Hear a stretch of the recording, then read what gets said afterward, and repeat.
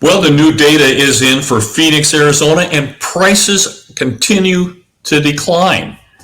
Now, I know that there's some talk about the fact that prices are still going up. Maybe they are going up around the country in some localities. We're going to talk about the median home price that Federal Reserve electronic data has, and I've been using that index for many, many years, so I like that index. That's an actual dollar index. And let's talk about what the data is coming out of Phoenix's. This is my home market, their MLS, because that's pretty accurate MLS as well. Both of those show that here in Phoenix that prices are going down, and national I still have prices going down. I think they're going to go down a whole lot more. But that's going to give us an opportunity to really make a lot of money. And that's coming. You can see it. I can see it on the charts. I can see this is going to be good. I can see where fortunes are going to be made. And you can make a lot of money. If you have not made a lot of money in your life, if you feel like you need some income, you need some wealth, you are going to get an opportunity in the next maybe 9 to 18 months. It's going to start. And this only comes to you once, twice, maybe 3 times in your lifetime. And it's coming fairly soon. Now, I'm going to ask you, if you like our videos, please like and subscribe. YouTube just loves that. And I also love to hear your comments. I love to hear what's going on in your locale. You know, I'm headquartered here in Phoenix, Arizona. We talk about basically national, but Phoenix is where we do an awful lot of our business. So let me go to my very next slide. Let's just talk about what's going on in the marketplace. So I got this from one of the title companies. They said below is a recap of the Northeast Valley, which is like North Phoenix and Scottsdale. Pretty nice marketplaces here in Metro Phoenix. That says that there's now 52% more listings than they were just 1 year ago. 52%, that's a lot of more properties that are on the market. They're telling me that the sales have gone down 10% year over year. And then in Paradise Valley, which is one of our big, very, very expensive neighborhoods here in Phoenix, Arizona, this is where the really rich people live. They now have 123% more listings than they did just 1 year ago. I'm also hearing things from the title companies saying that the openings for August, now we won't get data for August till really probably another 4 to 6 weeks, because remember, we're always behind. But I'm hearing now from title companies their openings are worse than they were during the financial crisis. So that tells me that the slide is underway. Let me go to my very next slide. Now I'm going to tell you, it's not a demand problem that we see in housing. It is an affordability. Now you can see, look at this point right here. Now I was here in Phoenix during the Great Financial Crisis, 2005. It got really, really crazy, and affordability was really, really low. But it's about the same as what it was. It's a little worse now. It's actually historically worse, but not terribly bad. It was at the very peak in 2005 and 6 and 7. And then the market crashed and affordability soared. Why did affordability soar? Because prices fell like a rock. So here we are again, only we're worse than we were during the financial crisis, and we're just starting. I think that you can see prices come down a lot, and I think what we're going to do is that once the prices start coming down, affordability is going to start shooting up again, and we want to start buying when they start going up here and start buying these properties. And I think this is a generational buying opportunity for you. Let me go to my next slide. So we start talking about existing homes. Again, it's very, very similar. We're repeating where we were during the Great Financial Crisis. We're worse than anywhere until we go back to 2010, when things were really, really bad. That's what's happening. We've had, and again, this is anecdotally, but it goes back to what we're saying with our title company, people saying that they're struggling with people opening up escrows with them, which says that there's less and less sales. And of course, that goes with this chart, right? This one right here. That's saying home sales are at the lowest since they've had since 2010. It's anecdotally, but we're getting confirmation on some of our data. Now, this is when we start talking about housing starts and when we start talking about home builder futures. So let's just talk about the home builders are one optimistic group. They think interest rates are going to come down, and this red line is saying what they think home builder future sales are going to be. And I've got to tell you, These guys will do whatever it takes to sell a property. They will do anything. They're giving away free window treatments, front and back landscaping, washer, dryer, refrigerator. They'll throw a bar refrigerator in, a wine cooler in. They'll upgrade your flooring. They'll give us bonuses to bring people in to buy their houses because they have to sell these properties. Remember, we've talked about this. It's the land bank. So these guys own vacant land. It's an alligator farm. It constantly needs money being paid for, and there's no income coming in. And the only way out for these guys is for them to build their way out. So they will do everything they can. They're going to build. That's why I think we're going to go 1.8, 1.9. Maybe we hit 2 million specs because the builders own a lot of land and they've got to get it out.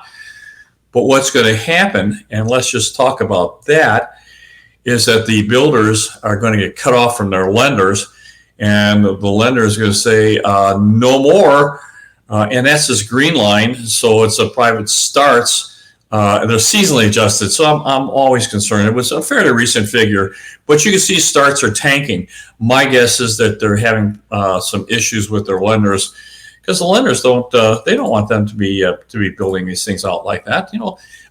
They're concerned if they're going to have a bunch of specs on their hands, and there gets to be a point where the builder and the lender have conflicting concerns. So, and typically the lender always wins. So let me go to my next slide. Now, this is where we've been talking about where I think there's some confusion. I have been using the Federal Reserve electronic data's median sales price for homes sold in the United States for many, many years.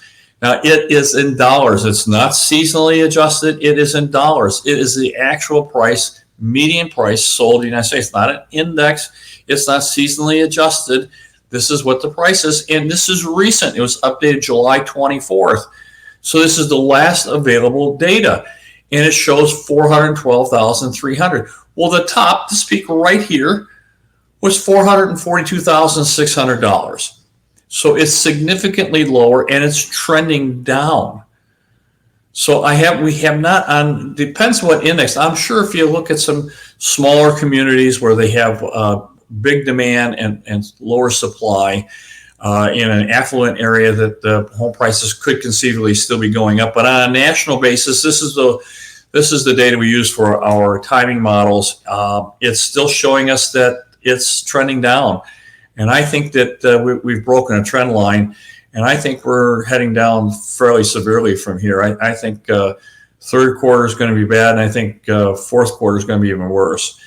So this is my market. This is put together by John Wake here in Phoenix, Arizona. He's done a great job. You can see here, now he's collated this since before the year 2000. And I was here in Phoenix in 2005. This is the available listings. So in 2005, this is actually 2,960 listings were available in a city of 4 million people. And I'm going to tell you that in 1 year later, there's 33,000 listings available in 12 months. That's how quickly this turns. Now this green line, you can see the peaks. There's peak 1, there's peak 2. This actually almost had a third peak. It challenged the second peak, and then it rolled over. I think we're here. I think we're going to probably start rolling over, and I think we're coming down severely here. And then it recovers, it bounces along. From here to here is typically about 4 years, and I think that this is probably a waterfall effect that we're going to be looking at. Now you can see it's just climbed up. And here in Phoenix, this would have been June of 2022. It was 479. That was, again, it correlates again with the median home prices on the Federal Reserve electronic data as the same time frame. We were maybe just a little in advance, but has not been succeeded.